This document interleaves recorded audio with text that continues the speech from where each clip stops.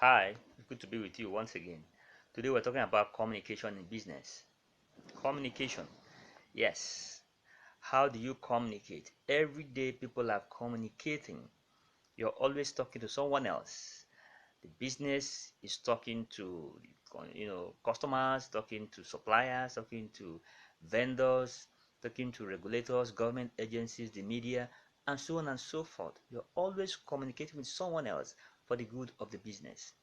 Now, inside the business, owners are talking to managers, managers are talking to employees, supervisors are talking to their reports, and then back and forth. All these things to make sure that the business goes on smoothly. Now, what happens when people don't understand what is said? When communication is poorly handled, business, the ventures, the projects are jeopardized.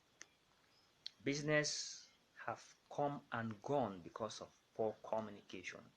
When people do not communicate properly, and so you don't want that to happen. Even if it doesn't lead to the end of your business, it can lead to delay that costs you money and time.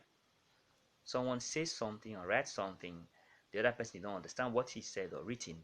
He goes on to implement something that is wrong. What happens if it takes 2 days, 1 week, 2 weeks, 1 month? Because it is the wrong implementation, the person have to do it again. I don't want that to happen. So what do? We recommend three things. One, simplicity. You want to make sure that your communication is always simple. Simple. Use simple terms. Don't use eloquent, don't use complicated mumbo jumbo to sound sophisticated. It doesn't make sense. If you sound sophisticated and the person gets it wrong, it doesn't make sense. You're only delaying or digging grave for the business, so to speak. You don't want to do that. So you want to communicate in very simple terms. Use simple language and say it simply so that the person on the other end will understand. Secondly, you want to be clear. Clarity. Clarity. You make sure that you are saying things that is clear. The other person must understand it. Clarity.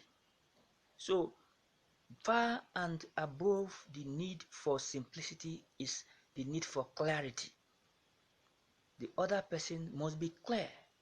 So if you're saying something simply and the other person doesn't understand it, you make sure you stretch it a little bit until the person is clear on what you're saying. So clarity is important. Instead of being simple and not clear, it is better to be clear and not simple.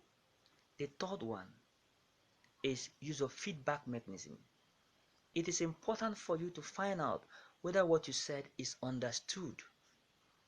On the other hand, if you're the one receiving the information, you make sure that what the information you receive is the correct information.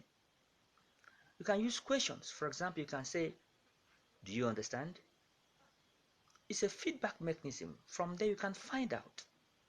Do you understand? It's a simple question, but it helps you to avoid the pitfalls of poor communication.